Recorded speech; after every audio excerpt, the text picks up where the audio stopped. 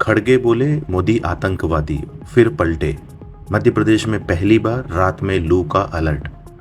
Iran जंग, Trump ने cease fire को बढ़ाया। नमस्कार, धर्मेंद्र वर्मा नाम है मेरा और आप सुन रहे हैं दर्पण का हिंदी पॉडकास्ट। आज है 22 अप्रैल 2026, दिन बृहस्पतिवार। आज के प्रमुख इवेंट्स जिन पर आपको रखनी चाहिए नज़र। उत्तराखंड के केदारनाथ धाम के कपाट खुलेंगे, सीएम पुष्कर सिंह धामी भी मौजूद रहेंगे।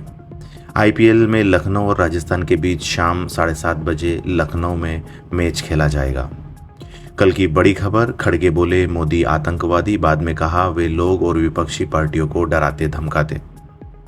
कांग्रेस अध्यक्ष मल्लिकार्जुन खड़गे ने चेन्नई में पीएम मोदी को आतंकवादी कह दिया। खड़गे ने कहा कि ये एआईएडीएमके के लोग जो खुद अन्ना दुराई की फोटो लगाते हैं वे मोदी के साथ कैसे जुड़ सकते हैं, वह एक आतंकवादी है। कुछ मिनट बाद ही बयान पर सफाई दी। खड़गे ने कहा कि मेरा मतलब है कि मोदी हमेशा धमकी देते हैं। ईडी, आईटी, सीबीआई जैसी संस्थाओं पर उनका हाथ है। वह अपने हाथ में डिलिमिटेशन भी लेना चाहते हैं। इसलिए मैं कह रहा था कि मोदी लोगों को और विपक्ष को आतंकित करते हैं। खड़गे पहले भी मोदी पर विवादित बयान देते आए हैं। 2024 में पीएम की तुलना आक्रमणकारी तैमूर लंग से की थी। 2023 में जहरीला सांप और झूठों का समंदर कहा था। 2022 में रावण जैसा कहा था। एमपी में पहली बार रात में लू का अलर्ट। 2 राज्यों में ट्रैफिक पुलिस की ड्यूटी का समय बदला।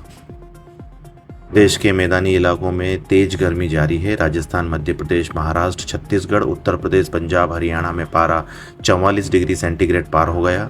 मध्य प्रदेश के भोपाल में पहली बार रात में लू चलने की चेतावनी दी गई है। ट्रंप ने सीज फायर को बढ़ाया, बोले हमने ईरान में सत्ता बदल दी, पाकिस्तान में बैठक टली।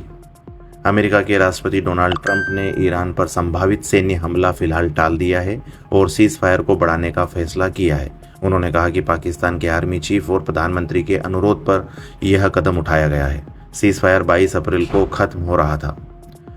ट्रंप बोले ईरान में सत्ता बदल दी। अमेरिकी राष्ट्रपति डोनाल्ड ट्रंप ने कहा कि उन्होंने ईरान में सत्ता बदल दी है। सीएनबीसी न्यूज़ से बात करते हुए ट्रंप ने कहा कि अमेरिका और ईरान के बीच जल्द एक बड़ी डील हो सकती है। मौजूदा हालात में ईरान के पास समझौता करने के अलावा कोई दूसरा विकल्प नहीं है। हालांकि पाकिस्तान में होने वाली बैठक फिलहाल टल गई है। सुप्रीम कोर्ट ने कहा छूने से देवता अपवित्र कैसे होते हैं। सबरीमाला के वकील बोले भगवान ब्रह्मचारी। सबरीमाला मंदिर में महिलाओं की एंट्री और धार्मिक भेदभाव से जुड़े मामले में सुप्रीम कोर्ट में सुनवाई हो रही है। कोर्ट ने पूछा मूर्ति छूना ईश्वर का अपमान कैसे हो सकता है और वे अपवित्र कैसे हो जाते हैं। सबरीमाला के वकील बोले भगवान अयप्पा ब्रह्मचारी। सबरीमाला के वकील एडवोकेट वी गिरी ने कहा कि किसी भी मंदिर में होने वाली रीति रिवाज उस धर्म का अभिन्न हिस्सा होता है। पूजा देवी देवता की विशेषताओं के उलट नहीं हो सकती। भगवान अयप्पा नैष्ठिक ब्रह्मचारी है, इसलिए वहाँ की परंपराएं उसी के अनुरूप तय की गई है। आईपीएल के तुरंत बाद अफगानिस्तान से भिड़ेगी टीम इंडिया। गिल, बुमराह को मिल सकता है आराम। आईपीएल के बाद अफगानिस्तान के खिलाफ इकलौते टेस्ट में शुभमन गिल और जसप्रीत बुमराह को आराम दिया जा सकता है। वहीं हर्ष दुबे, आकिब नबी और देवदत्त पडिक्कल को मौका मिल सकता है। आईपीएल अभिषेक के शतक से हैदराबाद की लगातार तीसरी जीत। दिल्ली को 47 रन से हराया। कुछ अहम बड़ी खबरें जो हेडलाइंस में थी जिन्हें आपको जानना चाहिए। केरलम में फटाका फैक्ट्री में ब्लास्ट, 13 की मौतें, 10 शव बरामद। 3 लोगों के शरीर के हिस्से बिखरे मिले। 40 मजदूर काम कर रहे थे। कांग्रेस का पीएम के खिलाफ विशेषाधिकार हनन का नोटिस। आरोप, राष्ट्र के नाम संबोधन में विपक्षी सांसदों के वोट पर सवाल उठाए, कार्रवाई की मांग।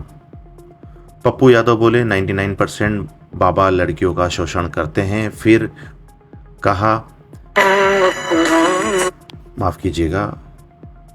कहा राजनीति में बिना शोषण महिलाओं की एंट्री नहीं। भागवत बोले विज्ञान और धर्म दोनों से नहीं मिलती शांति। राजा से विज्ञान तक सब मॉडल फेल। दुनिया अब भारत के ज्ञान से उम्मीद लगा रही। थाईलैंड में भारतीय टूरिस्ट पर नस्लभेदी कमेंट, रेस्टोरेंट स्टाफ बोली इंडिया वेरी बैड। पुलिस बुलाने पर मैनेजर ने माफी मांगी। टीम कुक के बाद जॉन टर्नस संभालेंगे एप्पल की कमान। 15 साल बाद बदल रहा कंपनी का सीईओ। कुक अब एग्जीक्यूटिव चेयरमैन बनेंगे। शाहरुख की किंग ने रिलीज से पहले 250 करोड़ कमाए। फिल्म के बजट का आधे से ज्यादा हिस्सा कवर। पेन मरुधर ने डिस्ट्रीब्यूशन राइट्स खरीदे। अब जानते हैं बयान जो काफी चर्चा में है। गृह मंत्री अमित शाह ने एक बयान दिया जिसमें उन्होंने कहा, चुनाव आयोग ने CAPF की व्यवस्था की है। ममता के गुंडे कान खोलकर सुन ले। 23 तारीख को मतदान में जरा भी खलल डाला, अपने घर के बाहर निकले तो 4 मई के बाद उल्टा लटकाकर सीधा करने का काम करेंगे। खबर जो काफी हटके है। शादी से पहले बिजली कटी, बारात लेकर DM ऑफिस पहुंचा दूल्हा। उत्तर प्रदेश के बांदा में शादी से पहले बिजली कट गई। इससे नाराज होकर दूल्हा कुलदीप कुमार बारात लेकर DM ऑफिस पहुंचा और विरोध किया। दूल्हे ने वहां पर बिजली के खंभे की पूजा की और आरती उतारी। फोटो जो आज खुद में एक खबर है। जम्मू कश्मीर के पहलगाम में कई टूरिस्ट पहुंचे। दरअसल आज पहलगाम में हुए हमले को 1 साल हो गया है। 22 अप्रैल 2025 को आतंकियों ने 26 लोगों को गोलियों से भून दिया था। आतंकी हमले का बदला लेने के लिए भारत ने ऑपरेशन सिंदूर चलाया था, जिसकी फोटो आज के लिए खुद में एक खबर है। अभी तक आप सुन रहे थे दर्पण का हिंदी पॉडकास्ट। ऐसी ही डेली बुलेटिन्स खबरों को सुनने के लिए सब्सक्राइब जरूर करिएगा। सारी खबरों का सोर्स था दैनिक भास्कर पेड सब्सक्रिप्शन। धन्यवाद।